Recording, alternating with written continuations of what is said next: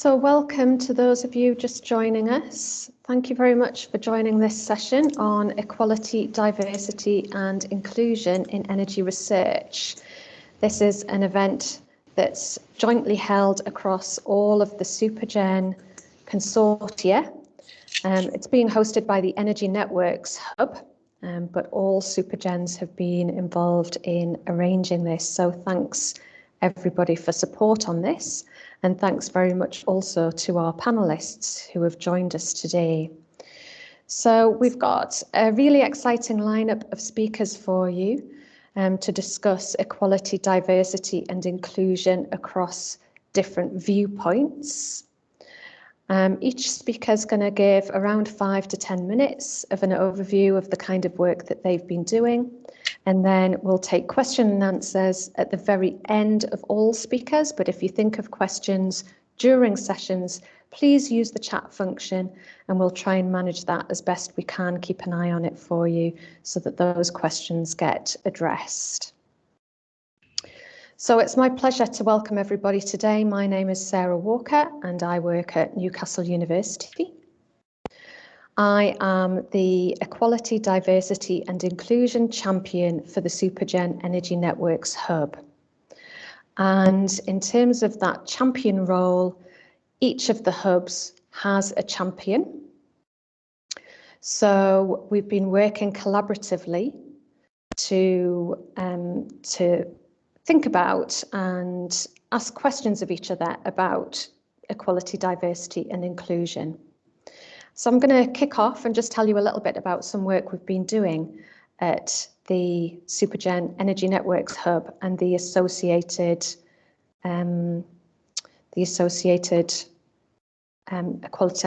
equality, diversity and inclusion champions.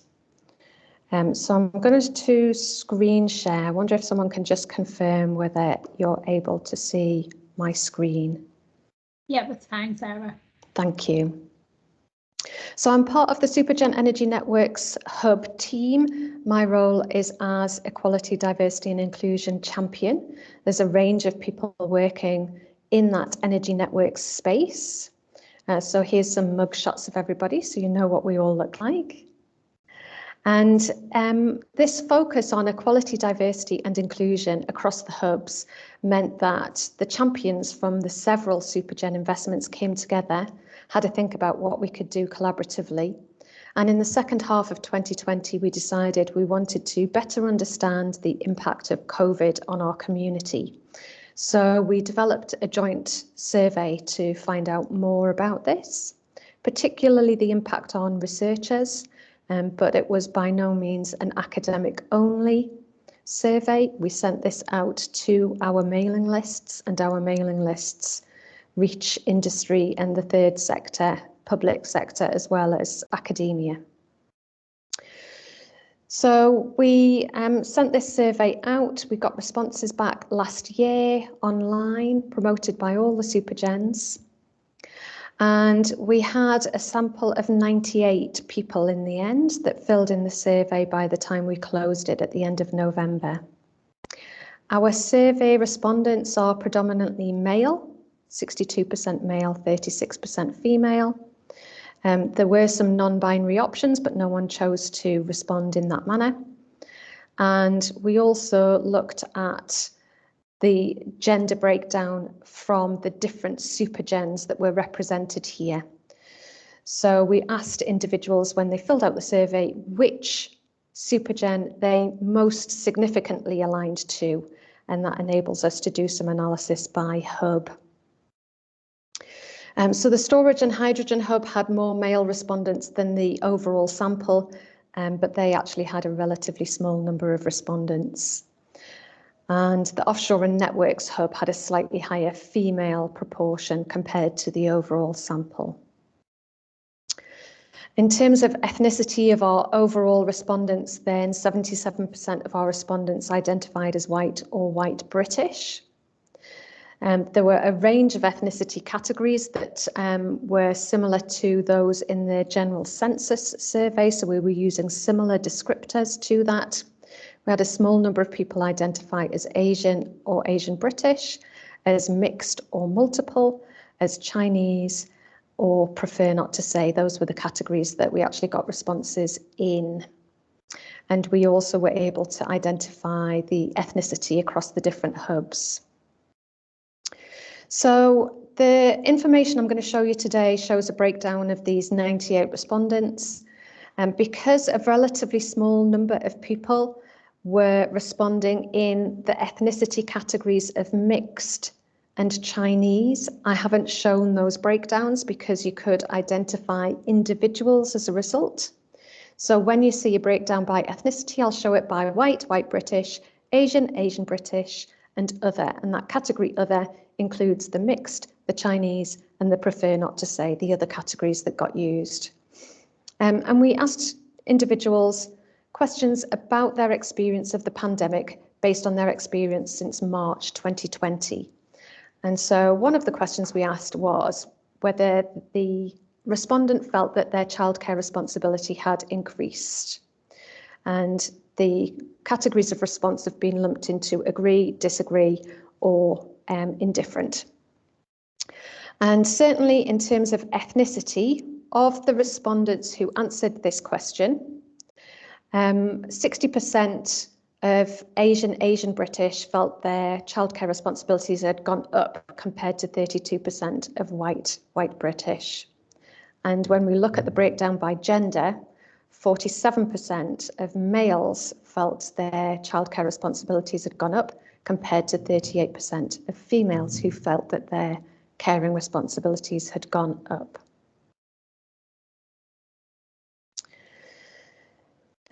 So certainly childcare responsibility, we saw a difference by ethnicity and gender. We also asked individuals to tell us a bit more about how many additional hours they estimated their caring responsibilities had gone up by. And of those who responded, then most people, most of our respondents were saying somewhere between 1 to 5 hours and 6 to 10 hours. For some reason, those were the categories that got responses the most. So 79% of females fell into those two categories of time, so up to 10 hours increase for 79% of women and 63% of men. And when you get over to the right-hand side of the graph, which is a huge number of extra hours that people are estimating, this is actually a relatively small number of individuals, maybe only 1, 2, or 3 people in some cases, indicating that those additional hours categories applied to them. So 1 respondent in the 21 to 25 hours, 2 men, 1 woman in the over 30 hour category. So these extreme additional hours are quite interesting, but even for the majority of respondents, up to 10 hours is not unusual or uncommon in the response that we've got. In terms of concern about physical health, 47% agreed overall that their physical health concerns had gone up for themselves or for their family, and this was also different by gender and by ethnicity. So ethnicity, 77% of Asian British were more concerned compared to 44% of white British who agreed that their concern about physical health had gone up.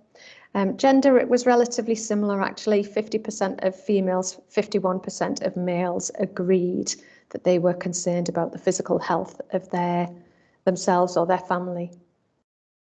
Mental health, even more concern. So 56% of the overall respondents agreed that concern about mental health had gone up, and a difference by ethnicity, 79% of Asian British agreeing concern had gone up compared to 58% of white British. By gender, 68% of females reported an increased concern in mental health, 54% of males an increase in concern about mental health. So more of a gender difference about mental health compared to physical health, and more concern overall for mental health compared to physical health.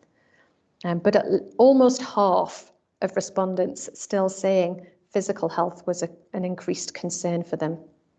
Income, a small percentage, 14%, agreed that they had increased concern and their income had been affected during COVID. A big difference by ethnicity. So 36% of Asian British reporting their income affected compared to 14% of white British, and a difference in gender as well. So 9% of females reporting income affected compared to 15% of males reporting income affected. We asked some questions about whether people felt during COVID that their productivity had changed, and in terms of whether they were able to do all of the tasks that they would have normally done, normal being in inverted commas. Then more than half of our respondents confirmed that they felt unable to do all the tasks that they would normally do for their workplace. Again, a difference by ethnicity, 54% of Asian British agreeing that they were unable to do all the normal tasks compared to 37% of white British. And by gender, a slight difference with a slightly higher number of females. So 46% of females unable to do all tasks compared to 35% of males. Of course, one of the things that does seem to be very different is the number of online events that we're now able to attend during COVID. So we asked our respondents, are you attending more events as a result of this new way of working since March 2020? 58% agreed they were attending more events. A small difference by ethnicity here. So it was one question where ethnicity wasn't so much of a factor. 58% of Asian British agreeing compared to 62% of white British. Gender is different though. 71% of females attending more events compared to 53% of males attending more events. So all of this was also supplemented by some free text boxes that people could fill in to give us more information about the type of impact that they're experiencing. Some people saying lack of commute meant that they had more time for work or for leisure. Quite a few respondents saying closure of schools severely impacted on the way that they were able to manage their workload, and that for the example here on the bottom right, moving from full-time to part-time on PhD was quite difficult as a process for that particular person in order for them to manage childcare during a period when schools were shut. But a lot of people saying networking difficult, more admin to manage aspects of COVID, but some positives associated with home working in those free text boxes. And so overall, in this work that we've done, we've come up with some recommendations for the networks for the Supergens. We recognise that caring responsibilities have hit people differently, and that could have long-term implications for career progression for colleagues. We also haven't shown all results because there's so many, but part-time colleagues were more impacted than full-time colleagues when it comes to family care commitments. And that's an additional compounding factor on what is already quite a difficult career progression route for part-time work. Coping with concerns of physical health or mental health of yourself or your family could limit mental capacity to cope with other work issues. So thinking about the combination of stresses that have been occurring over this period of time. Income, Asian British, more impacted, so another source of stress for colleagues. On productivity, some felt unaffected and a similar proportion felt affected, so quite a balanced view there. But for those that did feel affected, that their productivity was worsened, again, a source of stress, a potential impact on career. I mentioned the normal working duties, so that means flexibility from employers and the sector in general is important to enable people to recover some of their normal work duties over time and catch back up as they gradually phase back to work. Suitable workspace. We found that not everybody had that at home, and so we made a recommendation to not require cameras and microphones at all times, to think about how we could reduce the impact of this expectation that everyone can just manage at home, and to prioritise return to work for those who don't have a suitable home working setup. Events, there was an overall preference for face-to-face, but female respondents did say that they were attending more events as a result to move online. So we recommended some mixed delivery methods moving forward. And also in terms of networking, we found female respondents thought they could network. ECRs found it more difficult to network. And so an important aspect to consider networking opportunities moving forward.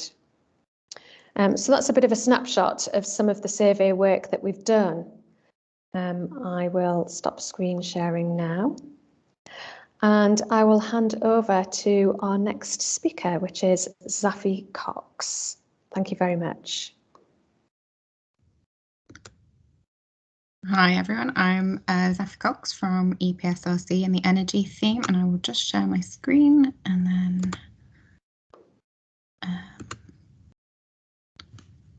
get going. Okay. Can everyone see that? Yes, we can see it. Thank you. Brilliant, fantastic. So I'm just going to give, it's more of an overview because we don't have data to present at the moment on the energy theme and its approach to ED&I, both in the community and ourselves personally. And I will also introduce kind of some more broad UKRI and EPSRC strategies as we go through. So ED&I and related content is really important in UKRI and EPSRC. It's in our delivery plans and it's being worked on at many different levels by different groups of people. So obviously the research, people and culture strategy came up recently, and our CEO was involved in informing that and worked quite closely with the team that were putting that together at BAYS. UKRI itself is releasing reports and looking to work cross-council to promote consistent action across the different research councils on ED&I and has working groups working on that. At EPSRC, we've got things like the Inclusion Matter grants that have been working very hard in this area, and they have been those the kind of call and those areas have been worked on by our ED&I and people teams. And I'm so pleased to see that so many people that have been involved in elements of these different levels are also presenting today. And I'm going to talk more about the theme level. So by that I mean what we in the energy and decarbonisation team are working on and doing at the moment. So we put together an action plan for the kind of more financial year of 2021 to 2022, and that was based on 3 underpinning principles. One, that it must be achievable and therefore we could be held accountable for it. So we have shared that externally. It must complement the work of others. Obviously, there are the different levels at UKRI and across EPSRC, but also in the community. People are doing amazing work and we really want to build on that and not duplicate it. And it must include a range of stakeholders. Obviously, we work with many different people in many different arenas, and we really want to bring all those voices in to make the most impactful changes.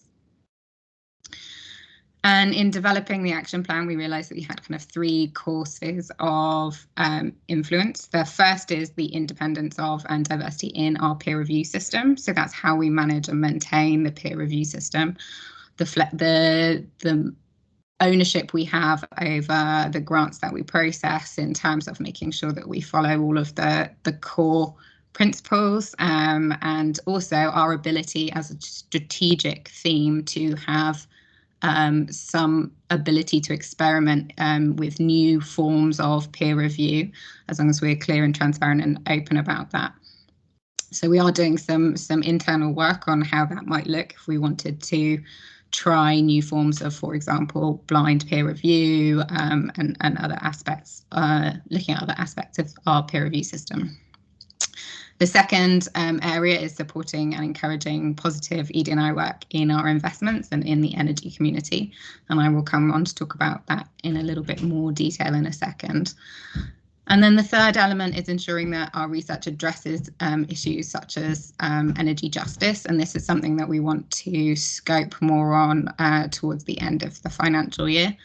I would like to highlight that it's something that we can fund through the energy programme because we're cross-council. So if you do have any queries about that kind of thing, do get in contact with us. So our main bulk of work for this year is really looking at how we support ED&I work within our investments. And I will briefly talk through the kind of 3 key things that we're doing at the moment. The first one is we've just run a barriers and activity mapping survey, which hopefully most of you will have seen. And that was open to everyone in the energy research community, including research facing industry, and that closed on the 20th of August.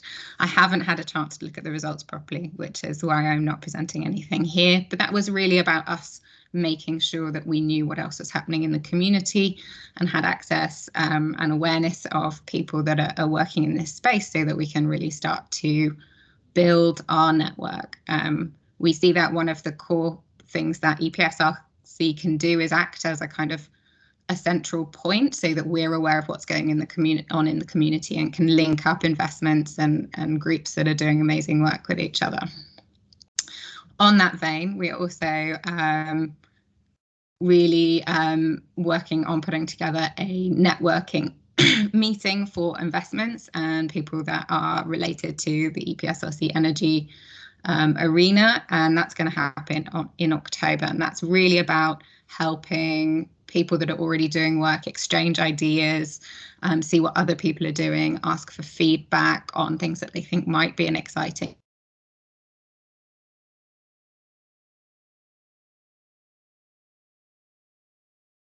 everyone's doing. Oh. Can you hear me? Yes, you just froze for a little bit, Safi, but you're back. Oh, okay. Sorry, it just stopped showing my screen. It was quite confusing. Hang on. Sorry about this.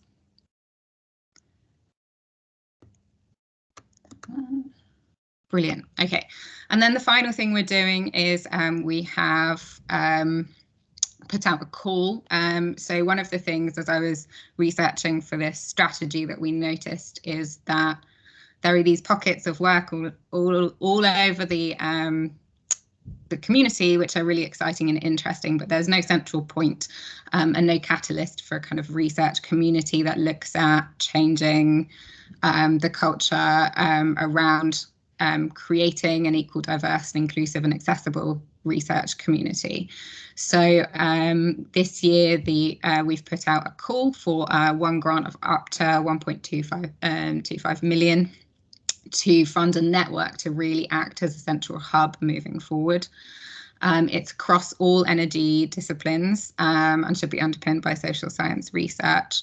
The call closes on the 4th of November, and we're really hoping that this shows not only, how invested we are and how much we want to see this work happening, but that we can really support all of the people that are doing amazing work in this environment moving forwards and have a stronger connection with those and a less of a disjointed community. There's amazing things like this which are really bringing people together, and we're so excited to see it, but to act as a more formal way to bring all the data together and all these ideas together and make it easier for people who want to be involved but don't know where to start getting ideas and how to manage their grants or how to interact with their communities.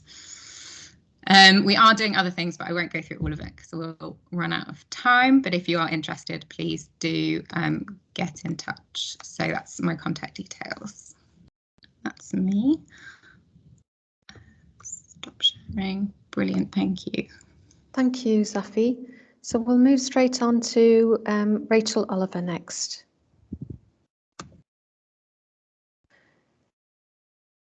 I should just add that I'm not doing big biographies of everybody because it's available on our webpage if you want to find out more about any of our speakers.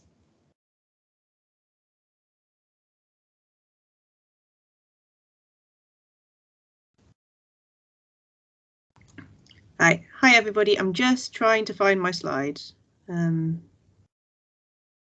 It shouldn't be difficult, but somehow is. There we go. Okay. Thanks, Rachel. So can people see my slides all right? Yes. Okay, so I'm Rachel Oliver. I'm at the University of Cambridge, and I'm going to talk a little bit about some of the work of the Inclusion Group for Equity and Research in STEM in terms of campaigning for greater transparency in research funding. I'm going to try and make this fairly short, but we'll see how it goes. Okay, so where the sort of campaigning activity I've been involved in came from originated with the Commons Science and Technology Committee, who have a process which is called My Science Inquiry. Now, the idea of My Science Inquiry is that the committee has a number of inquiries they're running at any given time, but with My Science Inquiry, they let the general public suggest what science topics ought to be a subject of an investigation by the committee in order to make policy recommendations for government. And when I say the general public, I think everybody who engages this opportunity really tends to be scientists. It's talking about specific, usually areas of science that they think have policy implications. So I took the decision with some friends who'd kind of gathered together, colleagues gathered together via Twitter to make a submission not to address a particular scientific area, but to address the impact of science funding policy on equality, diversity, inclusion and accessibility. And we were talking there both about the policies of the research funders like UKRI, but also about specific government policies. And we wrote a written pitch to suggest this concept for an inquiry. And really the group, Tigers, which is the Inclusion Group for Equity in Research in STEM, came together out of the sort of informally gathered group of people who via Twitter had got together to write that proposal. So if you want to know more about Tigers, there's a link on the screen to both our webpage and our Twitter feed. So as a result of putting in that written pitch, we got invited as sort of finalists in the My Science Inquiry competition to go to the House of Parliament to speak to the Science and Technology Committee. This was in, I think 2018, maybe 2019, by the time we actually went to the House of Parliament. So this is me now speaking to the committee, at that stage chaired by Norman Lamb, who retired at the last election, talking to parliamentarians about some of these issues and why this was something that we felt required investigation and policy intervention. And eventually, this is a web output from the publications of the committee, and they selected our inquiry on science funding and EDI as one of the inquiries that the committee would take forward. And one of the big things we were calling for when we made this suggestion of this inquiry was actually data about who gets funding and under what circumstances, and whether there are differences experienced by people who have different disabilities, for example, people of different ethnic backgrounds, or differences experienced by men and women in terms of receipt of funding. Now, the research councils have always put out some data, but it lacked granularity, and there were a lot of questions that needed to be asked before you could start kind of action planning, demanding improvements, just to know where the biggest problems were. And this request for data really struck a chord with people in Parliament and also, I believe, in the wider community. So off the back of this, questions were asked in the House of Commons about the impact of funding on EDI. So this is Chianwara of the Labour Party asked a question of the then Science Minister about these types of issues. And a letter was sent from the Science and Technology Committee to Mark Walport, then Chief Executive, of UKRI, asking for some really quite detailed data looking into all these questions. So this was really kind of the start of the inquiry process that was intended then to lead to policy recommendations for how the funding process could be better used to make sure that money is given out fairly and takes these EDI issues into account. However, then it all went slightly wrong, to be honest, from my point of view, in that there was a snap general election called. Everybody was very pleased about that on all sides of the House, I suppose, which is what this cartoon's meant to suggest, except perhaps for me, because I was keen to see this inquiry go forward. And one of the things that happens at a general election is that the work of all the committees cease. New committees are convened after the election, and then they set a new agenda. And to set a long story, cut a long story short, despite quite a lot of pressure from Tigers and others for an EDI inquiry to go forward, that is not something that's happened after the 2019 general election. But what has happened, at least partly as a consequence of the sort of campaigning activity asking for more data, is that the research councils, and perhaps most particularly the EPSRC, have been examining their data, the data that they hold, in a lot more detail and analysing it in the context of equity. So I'm just going to give you a couple of examples from recent data releases. There was a big report done, I think, which came out probably at the start of this year, which was about gender and the grants given by EPSRC. Now, it's often been said by UKI and EPSRC that women and men have very similar success rates, and there's nothing to see here, you know, that there's no differences by gender in terms of receipt of grants. But this analysis, what's new here, is it examines success rate or reward rate, which is on the y-axis here, by value, by the amount of money, and not just on a, oh well, how many grants are given to men, how many grants are given to women type basis.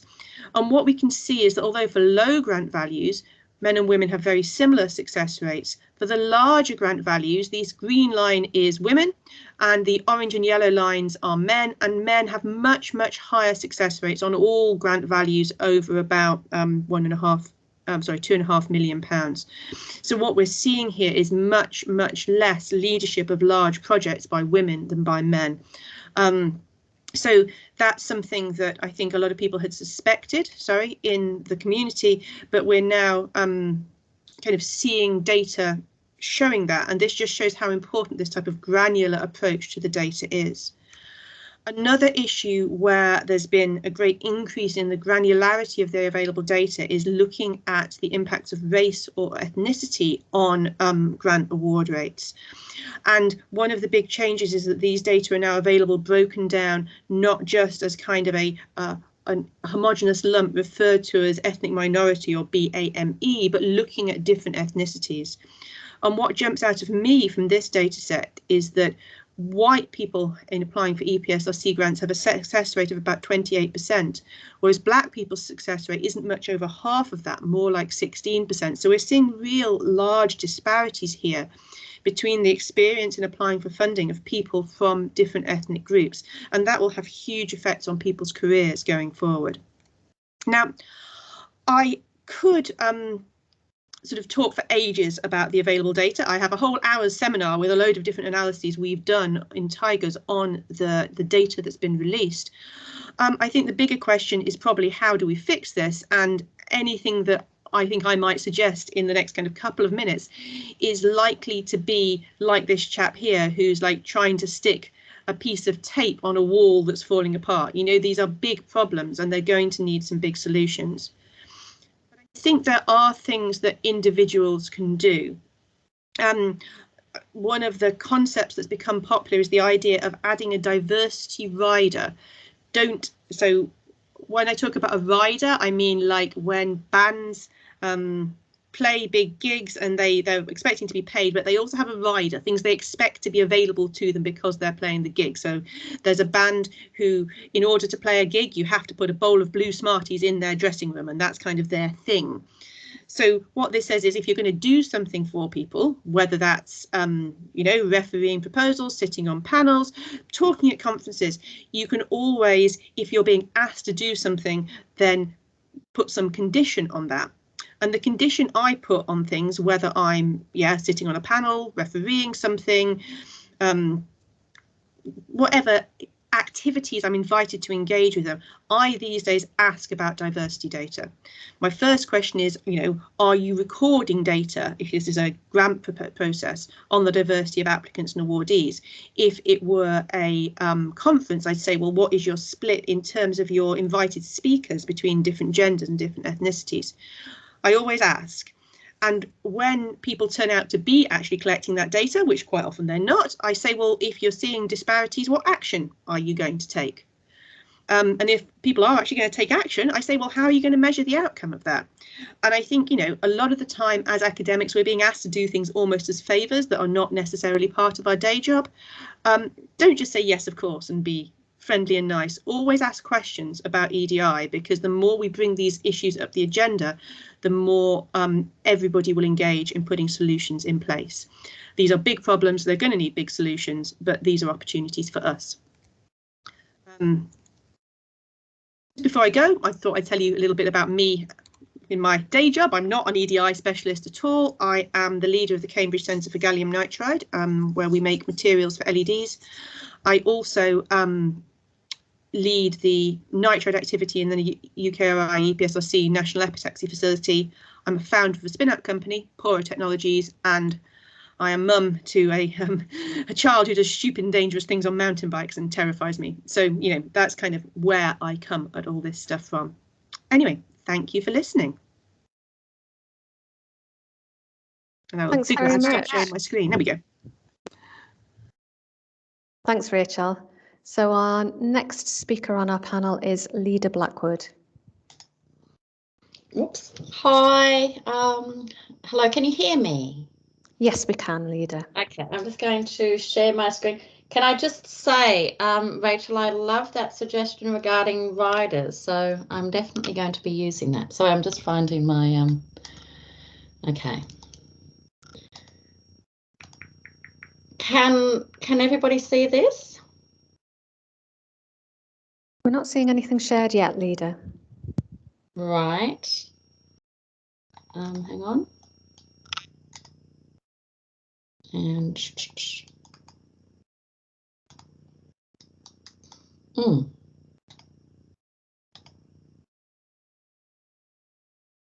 it tells me that I'm sharing. Can you see it now? We can only see you at the moment. I'm sorry about this. It normally works. Do you have my, I've sent my presentation, so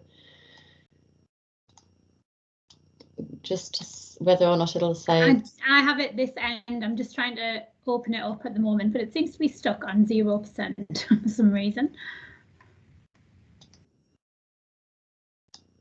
Right, I've got it here if you want me to share it from this side.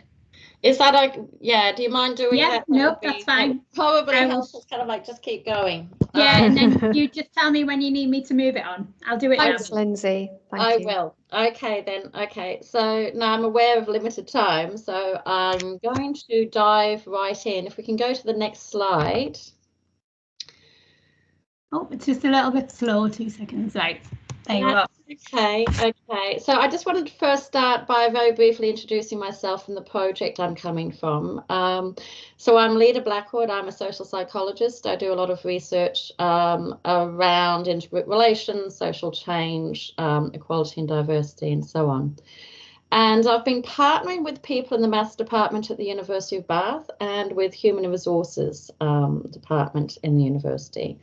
And this has been on one of the Inclusion Matters projects, which we've called Reimagining Recruitment. And the aim of this is to drive a change of culture surrounding recruitment. And it's just important to say that we're interested not just in that moment where people are being recruited, but also what it is that we're actually recruiting people to, and what would constitute a good employer for early career researchers. And particularly for those groups who are currently underrepresented.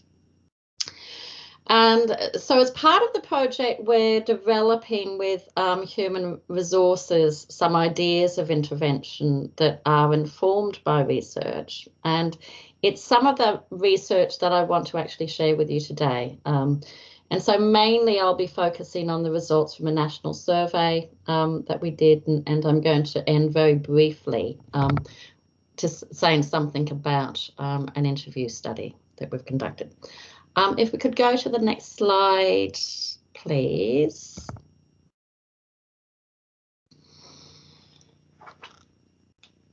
I am moving it on. It's just really slow for some reason.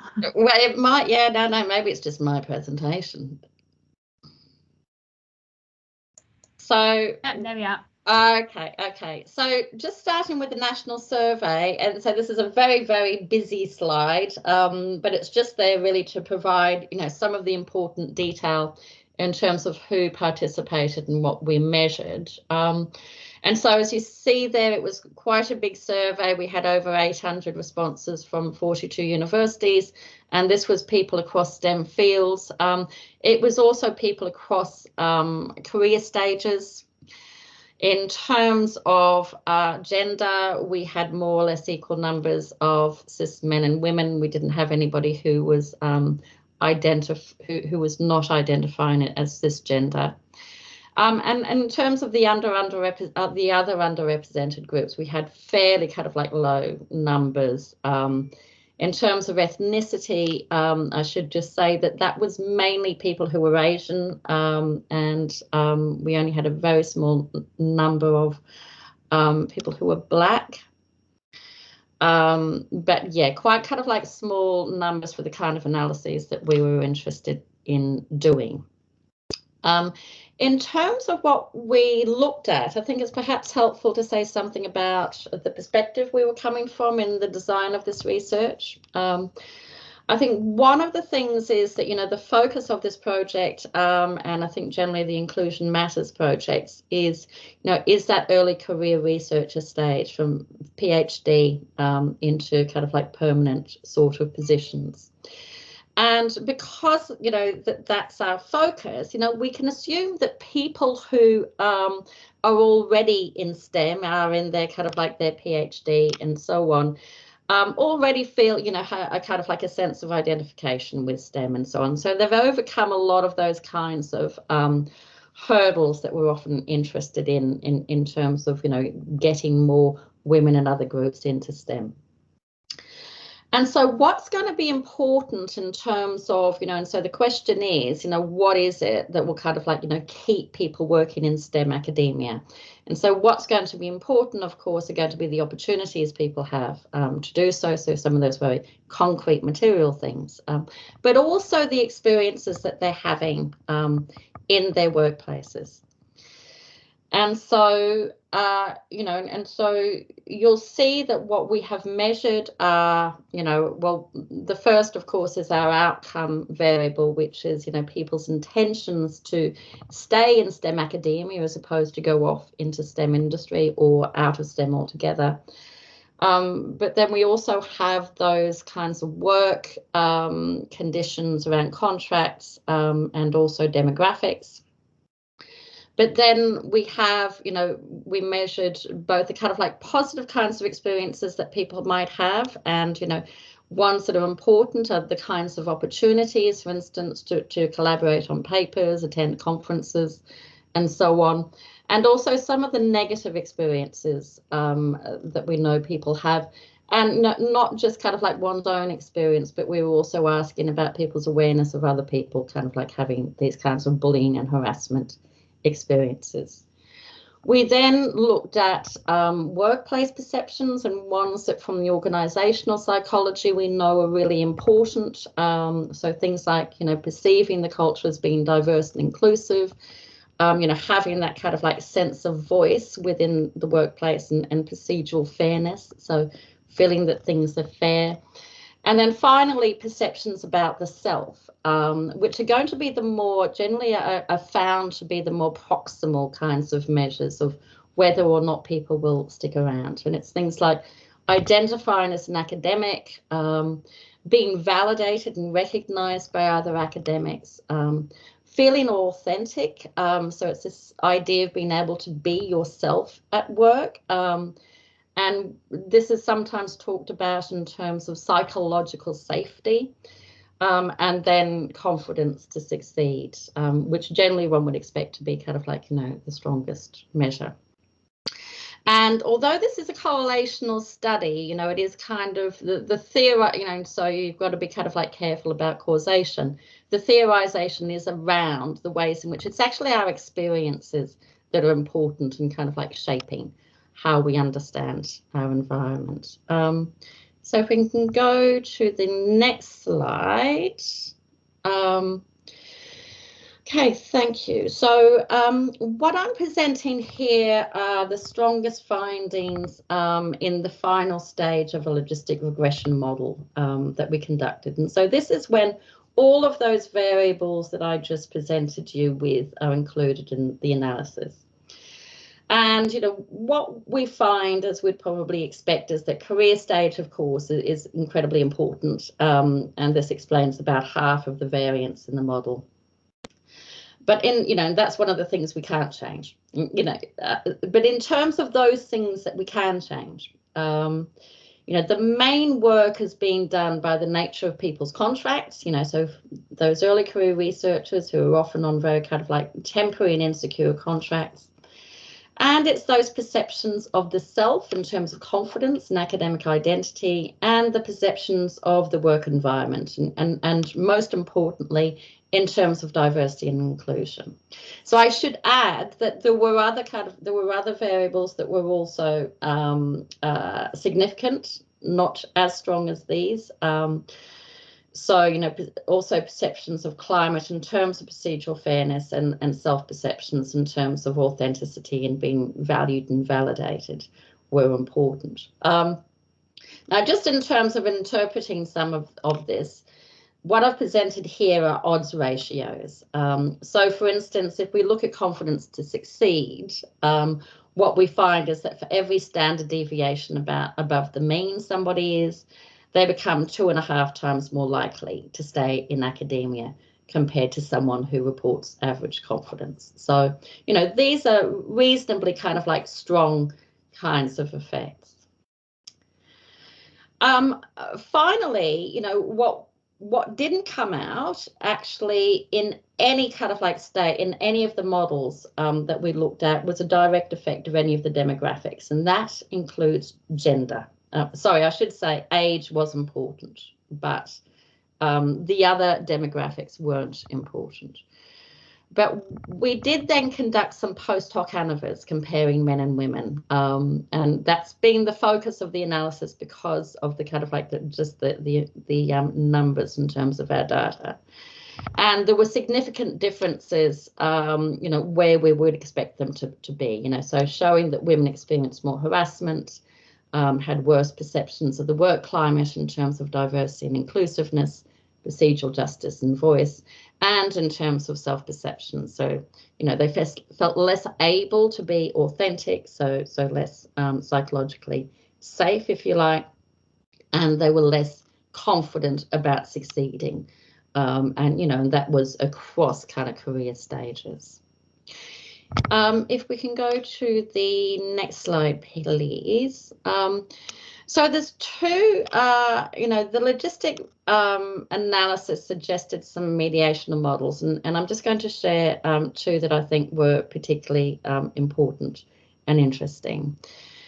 So the first one is, as I mentioned earlier, we were working from a theoretical perspective where our interest was in people's experiences, shaping their expectations and intentions. And we asked about, people's positive experiences of being given opportunities, so involvement in collaborations, conferences, etc. And this did predict people's expectation of staying in STEM academia, but it was fully mediated by how these opportunities were shaping people's perceptions of the environment and also their confidence to succeed. So when those things in the model, we see that this has no direct effect. So, so I think it's important in terms of thinking about interventions to understand that opportunities are really important, but they're only important to the extent that they are associated with and shape those kinds of positive views of the work environment and of the self. The next slide, please. The other thing I want to share looks more closely at perceived diversity and inclusivity, which we saw earlier was an important predictor of staying. And here what we see, which I think is really important in terms of from a gender perspective, is that, you know, gender, being male or female, was on its own a poor predictor. So the effects of being a female versus a male work through the different kinds of experiences and level of awareness that women have of, you know, harassment and bullying and so on in the workplace, and how these affect perceptions of procedural fairness and feeling authentic or psychologically safe. So it's not per se about being male or female. It is very much about the kinds of experiences and how those are linked with people's perceptions of workplace and self. And I just want to kind of like add here that procedural fairness was very interesting, because actually this was the one variable on which everybody, men and women, scored below the midpoint of the scale. So there is a kind of like that. So there's an overwhelming kind of like problem about procedural fairness. Nobody sees, you know, most people don't see very strong procedural fairness in their workplaces. You know, so I just kind of like want to kind of like throw that in there, because I think it's something that's really important and pivotal. Okay, so the next slide, please. Okay, so this is actually my final slide, and I just wanted to end on some observations from our thematic analysis of the interviews we did. And the first thing, as you would expect, was that there was a huge amount of talk about the nature of employment contracts at that early career stage, and the issues around work-life balance, all of which I think we know are really very important.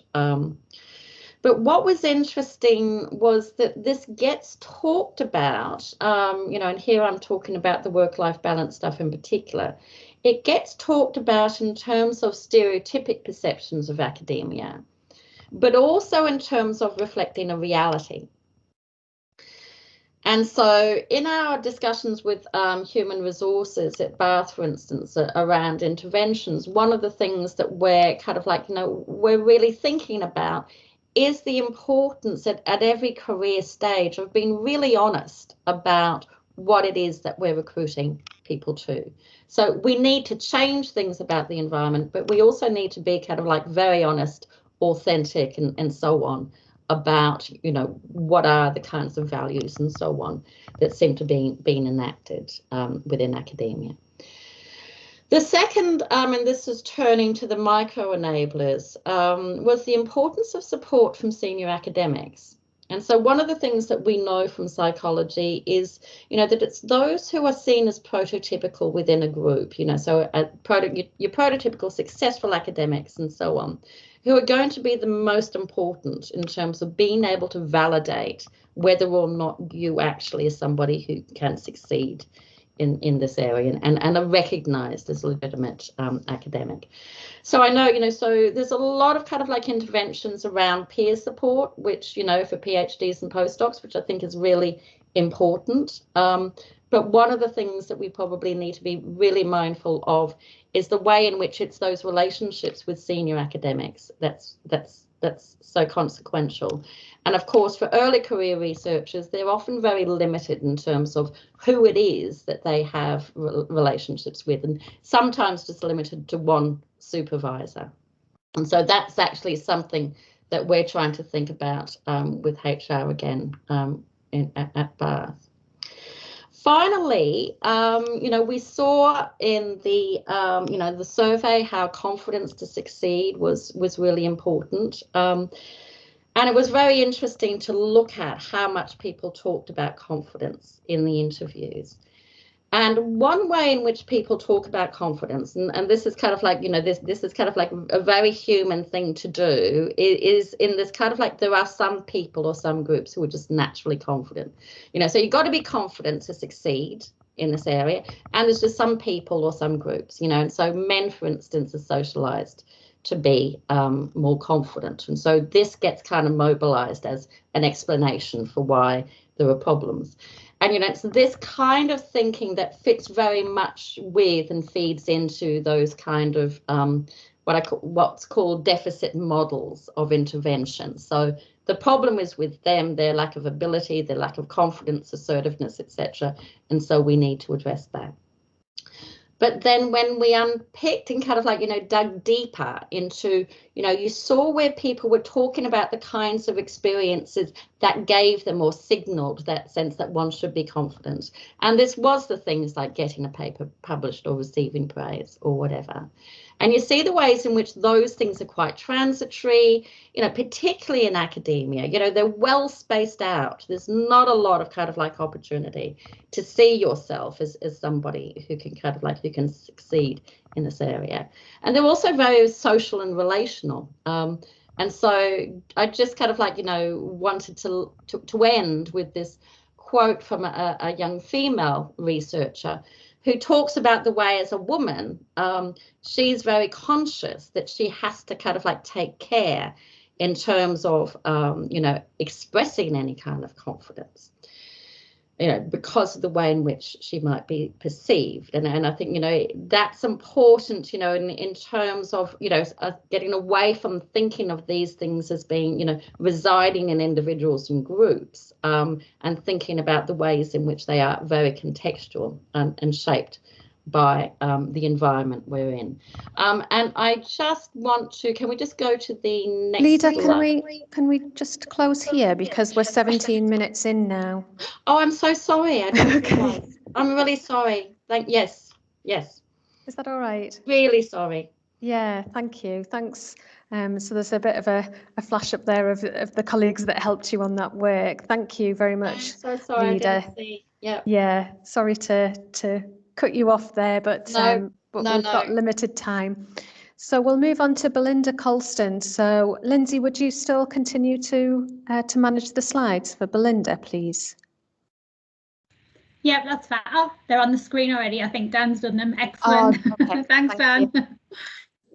That's great. Thanks very much. Yeah, I'm Belinda Colston. I'm at the University of Lincoln, where I have two roles. One is a professor in chemistry, and the other one, which is sort of the capacity in which I'm here, is head of the Eleanor Glanville Centre, which is the university's central department for diversity and inclusion. So I'm just going to give you a very brief summary of our Inclusion Matters project. It's called Aspire, which is an advanced strategic platform for inclusive research environments. And the next slide, please, Dan. So just briefly, the collaborators, this is it's based in the University of Lincoln, but a lot of collaborators are working with us. Thanks, Dan. Next slide. Cheers.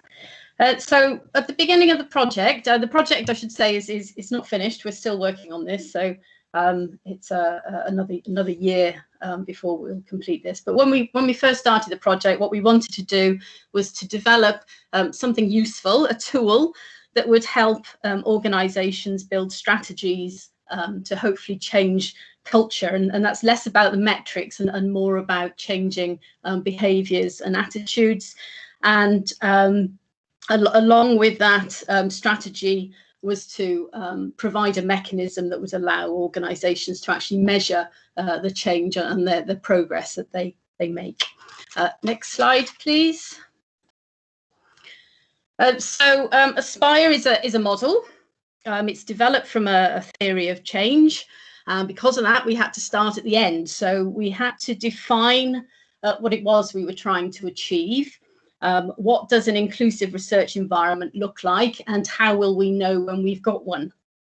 So we identified 8 key areas, and I should say this is a very alive model. It's been designed to grow, and it'll probably change as we grow as well. But at the moment, we've got this 8-pillar model, and these are the 8 areas that we think are really important to develop if you're trying to create an inclusive research environment. So we've got inclusive leadership, inclusive policy and practice, diverse and inclusive teams, inclusive behaviours, social inclusion, spatial inclusion, inclusive research performance and output, and then an inclusive student pipeline.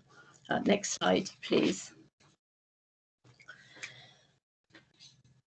So we take our model, we need to translate that into a web-based platform so that it's something that users can interact with. As a web-based platform, it needs to build change strategies, and it needs to allow the users to measure their progress so that this tool can be useful to a whole range of organizations across the sector. Next slide, please. So how are we building it? So this is just hopefully a simple schematic of what the model and the platform sort of will do. So we start, as we say, at the end, so right at the top of the pillar. At the moment, we've got 8 of these pillars. Underneath those pillars, we have identified the high-level challenges. These are the barriers that we have to overcome in order to reach that pillar. And those high-level challenges then have been divided into sort of smaller chunks, smaller barriers that also have to be overcome in order to meet the high-level challenge and in order to meet the pillar. And then right at the bottom there, we've got the interventions. These are the things that we do. So what is it that we need to do in order to overcome the contributory challenges, which will allow us to overcome the high-level challenges and hopefully finally achieve that final pillar.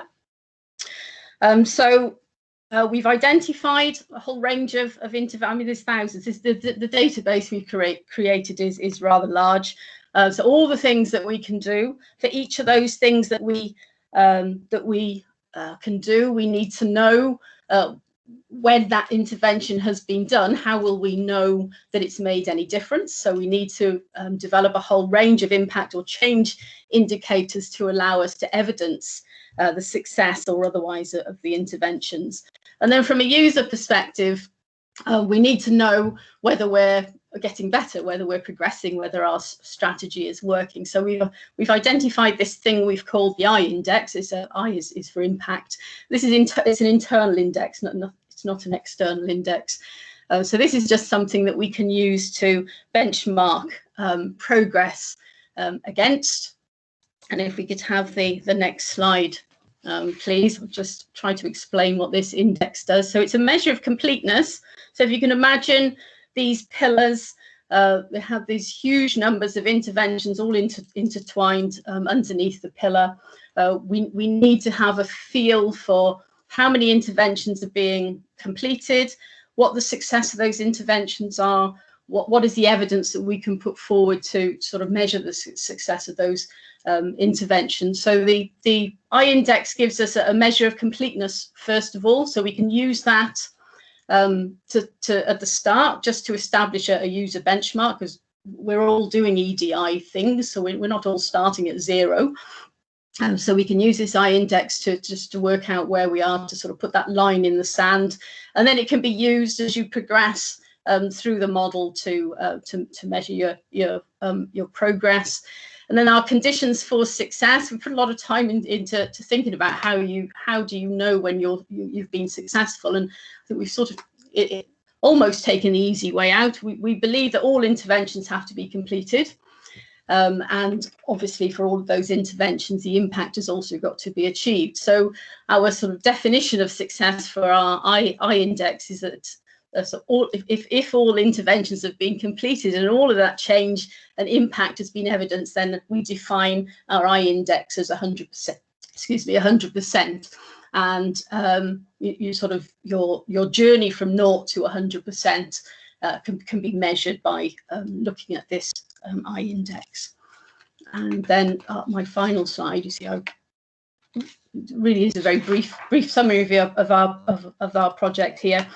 We have to make a number of assumptions when we built the model, and again, perhaps a nice easy assumption is that all interventions have got to be completed in order to fully achieve a pillar, and in order to be successful in developing our inclusive environment, the I index for all of the 8 pillars that we've got at the moment, and more pillars if we introduce more in the future, all of those pillars have have an I index of 100%. And when you achieve 100% for each pillar, then you should have an inclusive research environment, and that's the assumption that the model will work on. So that's a bit of a whiz-bang tour of our Aspire model, but hopefully clear enough for you to understand what it is we're trying to achieve. Thank you. Thanks very much, Belinda. So we'll move on to Louise Mullaney. Louise, over to you. Thank you very much. I'll just find my slides. Bear with me 1 minute.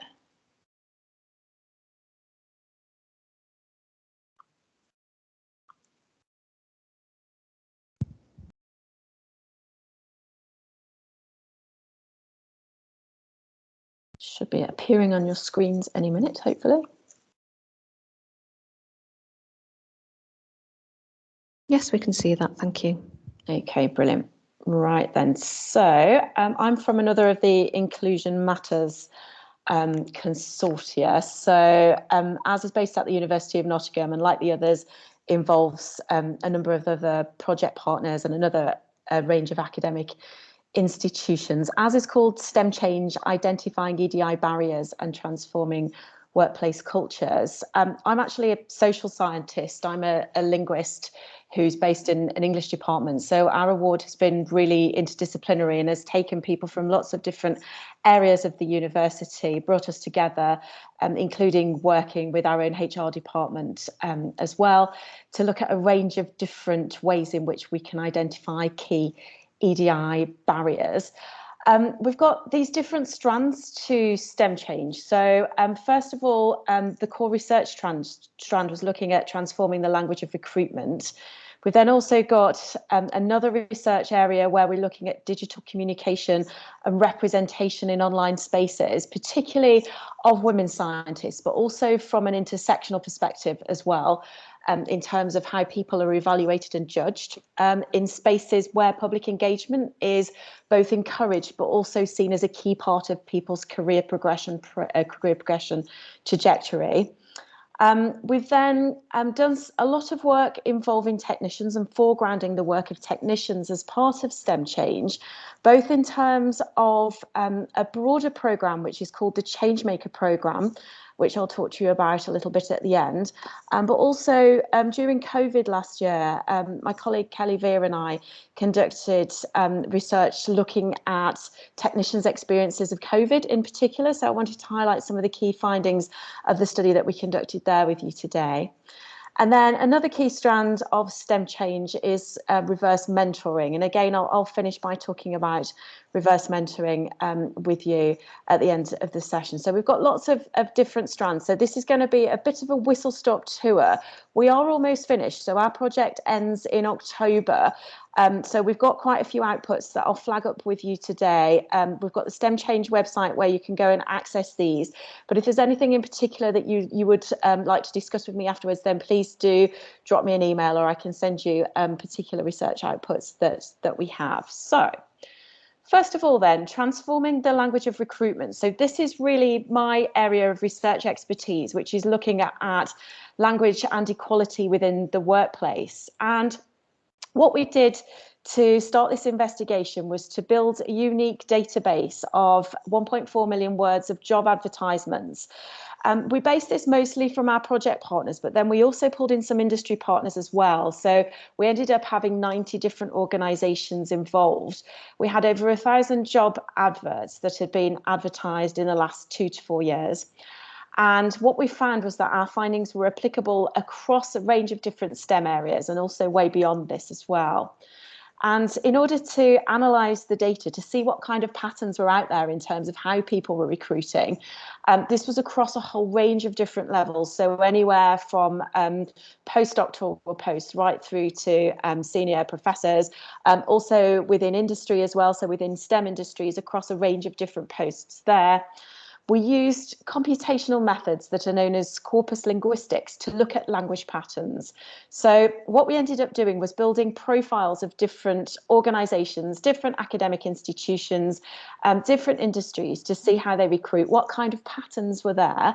And then to look at representations of that particular workplace culture. So whether it's the University of Nottingham or another one of our project partners, what does the university look like? What does the employer look like in terms of EDI? How do they come across to prospective employees who may be wanting to apply for a job? What we ended up doing was identifying a series of key trends, and we've come up with a booklet which has got 12 key recommendations for organisations to follow as a baseline for EDI best practice. Now, in the interest of time, I haven't got the space to go through these with you today, but what we're arguing is that if you implement the toolkit, it increases the role appeal to a much more diverse range of candidates. So we look at a whole range of different features of job advertisement language, things like how you address the person you're talking to. So is it very distant, very formal language? So do you talk about the candidate, the applicant, or do you address the potential candidate using you? How do you talk about the university? What kind of metaphors do you have in your job adverts? We've got some really good examples of stereotypes of different forms of behaviour that have EDI implications. And we also really work with organisations to say, do you actually need the person that you've put in your advert, or have you just cut and pasted that from an earlier ad? So really trying to get rid of that cut and paste culture and getting people to start with a blank sheet of paper in front of them, and actively encouraging organisations to write EDI in. Quite often we found the most common pattern was that EDI was just at the very end of a job advertisement, and it would be quite formulaic. So it would say something like, we're an equal opportunities employer, we have a Silver Athena Swan Award, we are committed to diversity and inclusion, but not go any further than that. So what we've aimed to do then is to enable organisations to both identify these trends that they have, but then also to improve their overall approach and how the organisation can engage prospective employees in genuinely committed ways. So we've worked with a number of partners in industry, also in HEIs, to rewrite their job adverts, to work with them to rewrite them and then re-advertise or advertise afresh, to bring in that diversity and to improve shortlisting. We are about to launch a series of resources that go along with this is the research report. So we have got some hard copies if anybody does want them, or we've got a PDF that we can circulate to you as well. By the end of the project, by the end of October, we're also going to have a podcast, a set of animations, and what we call scorecard checklists. So these are for people, academics or whoever it happens to be, who are writing job ads. It's the kind of a 12-point summary of things that you should look out for and things that you should include when you're writing a job ad. So we're hoping that this will be a kind of quick an effective way of starting to change practice across organisations. And as we say, we've very much based this across all of our different STEM areas, but we're also looking at launching this out across universities as a whole as well, and also other organisations as a whole. Okay, so that's the recruitment language project. Moving on then to the technically speaking project. So during COVID last year, the main emphasis of our technically speaking project looked at placements. We were unable to do this, so we redirected some of our energies to look at similar questions in terms of thinking about what was going on in terms of technicians' experiences of COVID in particular. And my colleague Kelly V heads up the technician commitment that some of you may be familiar with already, which is a commitment for organisations to really start to genuinely recognise the commitments of technicians, to make sure that people are being named appropriately on publications, research grants, all of these kind of different elements where technicians have been either underrepresented or haven't been represented enough. We've got a range of different equality, diversity and inclusion areas that we looked at that are obstacles to career development. And we know that these pre-exist COVID, but what has happened during COVID? Have these been made worse? Have certain elements got better? What's going on in terms of technicians, in terms of shining a light on their experiences? And one of the ways in which we did this was to look at stories, so the narratives of personal experience and vicarious experience, looking at the voices from a part of the science community that has reported invisibility previously. And what we were looking to identify were problems surrounding EDI, but also good practice as well. So as I've mentioned, this is specifically looking at COVID, but also unpicking the pre-existing issues that are there, trying to bring to light these hidden barriers of bias and discrimination, which were the key principles of our STEM Change project when we started in 2018. And the aim was to build a fairer post-COVID workplace. So very similar to what we've seen with Sarah's presentation at the beginning. So we had put out an open call for participants looking for these stories which were captured during interviews. So we had an option of either being interviewed by our researcher on the project, or if technicians were really busy or it was their preferred method, they could submit a written version of responses to us. We collected the data in July and August last year.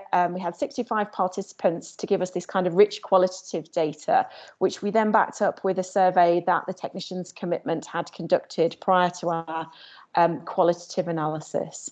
We had all 4 nations of the UK represented, and obviously all responses were completely anonymised.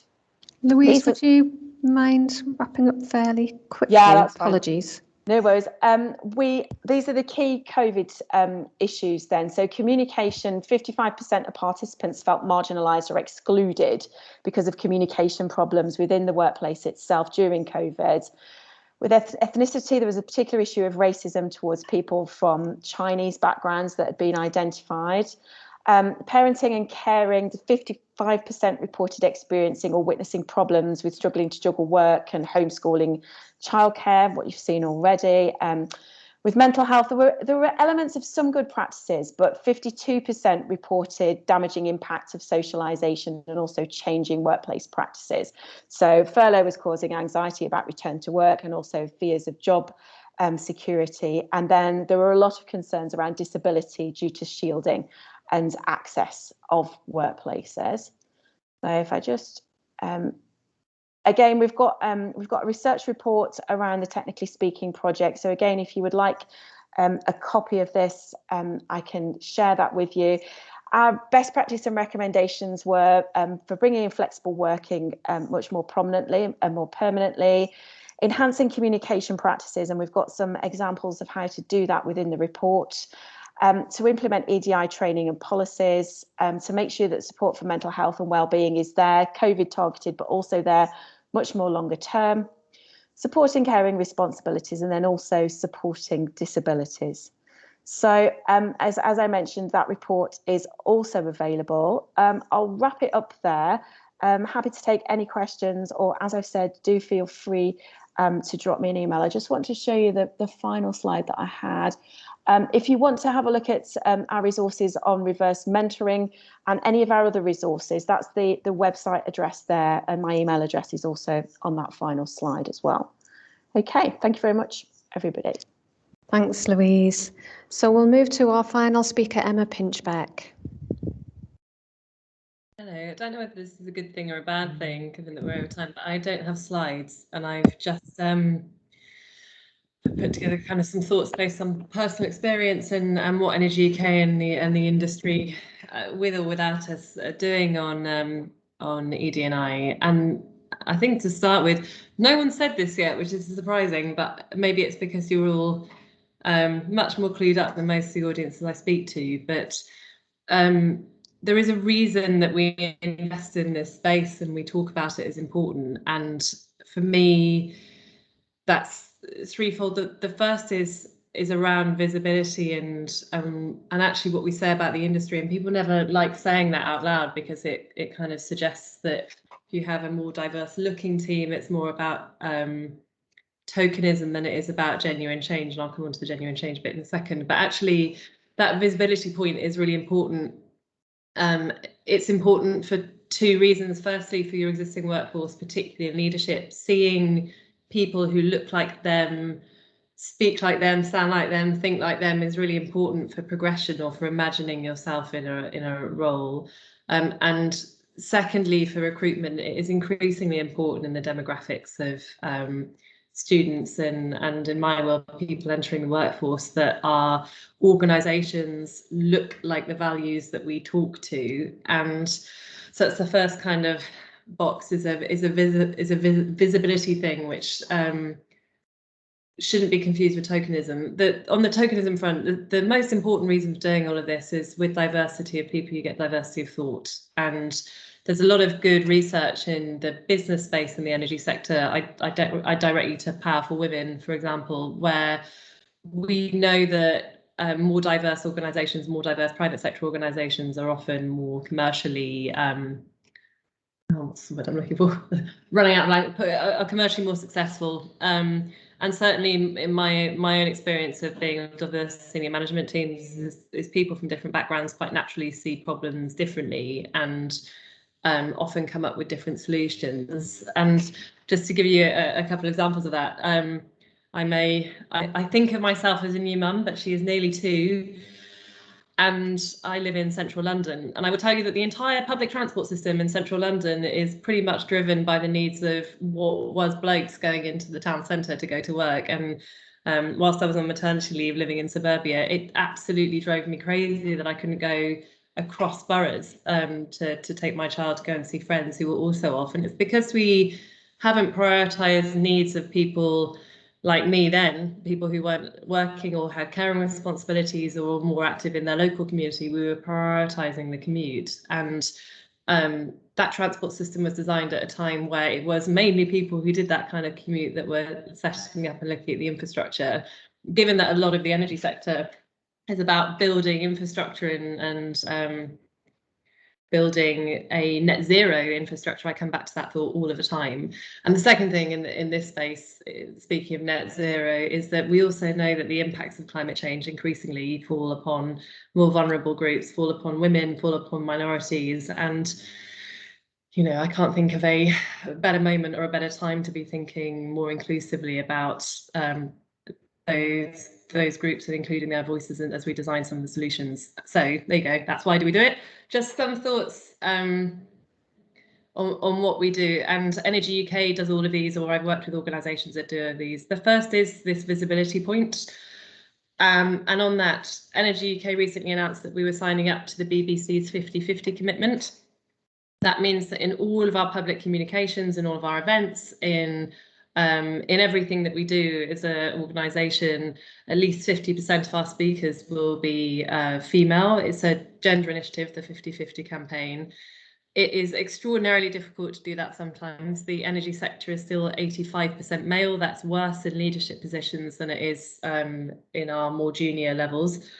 And naturally, if you're looking at conference speakers or platforms and space, people tend to send their senior spokespeople. So, you know, achieving that kind of figure only comes with imagination and a willingness to prioritise diversity over things like seniority and to get industry on board with that too. There are some tools available to you and to us in the sector for helping us achieve targets like that one, and helping us make more diverse voices visible. The first of those is our own diversity and inclusion directory at Energy UK. You can find that on our website, or I can send around the links afterwards. It's a self-selective database of speakers and experts from the sector who are diverse in a fully intersectional way. Renewable UK also has a gender-based diversity switch list where you can again self-nominate, talk about your expertise, and it's available to all conference organisers.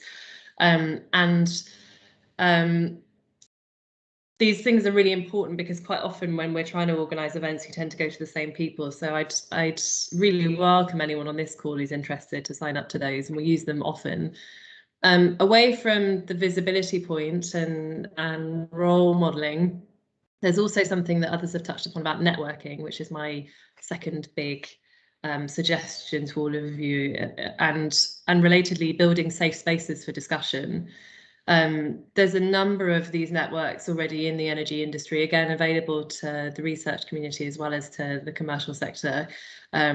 Entrepreneurial Women in Renewable Energy, or EWIRE, is run by Regen, an organisation largely down in the southwest, but they specialise in community energy and women working in smaller scale energy technologies and distributed energy. They run events, networking events, and other development opportunities for often early stage or mid-tier career women. Similarly, there's Power for Women run by the Energy Institute that's aiming to overturn the issue we have with a lack of gender diversity in the senior ranks in industry.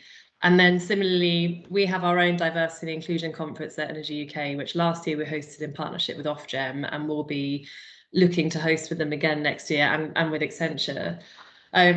The almost unique thing about the D&I conference that I would also recommend to all of you thinking about doing similar events and thinking about how to create really interesting, thoughtful, safe spaces for people to share experiences is twofold. Firstly, have a mix of events, so have smaller, more informal groups where people feel they can share, run hybrid events. We've already heard of how much easier it is if you're got caring responsibilities or other responsibilities or work part-time or any of those things for people to attend conferences if you have a digital platform. Then relatedly, the other thing I would say in this space is that you need to invite speakers from other sectors. So our D&I conference, we invited specialist speakers from other bits of the economy or who had particular experience, even if they weren't in the energy industry, to kind of come and share their perspectives with us. And it just made our conference so much more, what's the word? It gave so much more reach than I've previously experienced, and we had so many more ideas. So there's something around thinking very carefully about who your audience is and how to reach them and how to get people talking and discussing it. And I can see people are writing in the chat, and I'd also say I'm a big fan of chat boxes and anonymous chat, so that the shy introverts of this world with a unique perspective can share it in those spaces too. And actually, you know, on the space front, and I want to talk lastly about what you can do in your own organisations, but spaces also extend to things like staff working groups or allowing time for different groups of staff to meet and share experiences in a space that feels safe or removed from perhaps the senior management team, and where ideas can come up that have come from an environment that feels more informal and more protected. And within that, you can think about, you know, how to offer confidentiality and all of that kind of thing. This is a neat segue into processes and practices. And again, we use all of these at Energy UK, and I have been on the receiving end of many of them, so I can tell you that they work or don't. And the first and the biggest, I think, is flexible working. And someone mentioned inclusion riders earlier. I have an inclusion rider. I had it at Renewable UK, which was my previous employer, and at Energy UK. At Renewable UK, I had a deal on my contract where I could use up to 20% of my time in any given week to work solely on diversity issues. So to spend my time doing mentoring or to do events like this one, and to look at things like, I don't know, the diversity and inclusion targets that exist in the offshore wind sector deal. So there's that. In my current job, I don't think this is too indiscreet, but when I was offered it, I had a 3-week-old baby, and I just could not imagine going back to work the way I'd done before, nor did I really want to.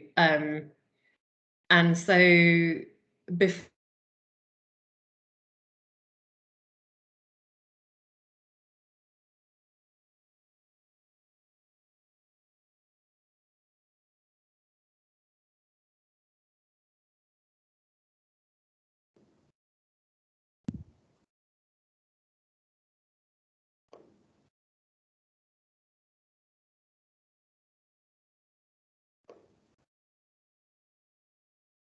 You seem to have lost Emma. I don't know if that's just me or if that's everybody.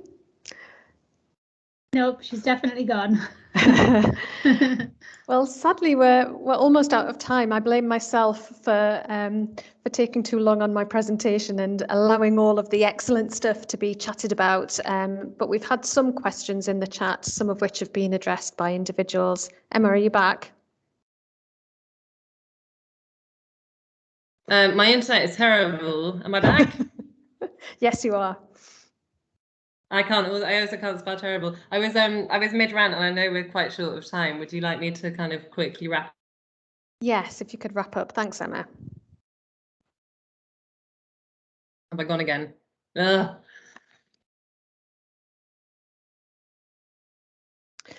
Maybe I'll do the wrapping up. That's fine. So first of all, thank you to everybody who's donated some time today to talk about some excellent initiatives. I hope Rachel feels that some of the presentations are not just sticking plasters and that there's some lovely major interventions ongoing with some of these presentations that we've had on equality, diversity and inclusion. So for those wanting more information, there's some links in the chat to some of the documents that have been referred to. There's also the opportunity to give us some further information on EDI. There's some questions that that you can give us some feedback on. That the link is in the chat. And certainly in terms of some of those comments, there's some great networks to link up to, some ideas on creating safe spaces, some ideas on how to encourage flexible working, and some really great stuff around making sure that we provide safety psychologically to enable people to be authentic in the workplace and to enable the creation of inclusive research environments. So thank you very much, everybody, for joining us today. We'll continue to keep the chat open just in case there's anything as people drop off that you want to ask, and we can pick those up individually. Please feel free to drop us an email if there's anything that you want to follow up on, and we'll put you in touch with the right people. Thank you so much for taking the time, and we'll leave it there. Thank you.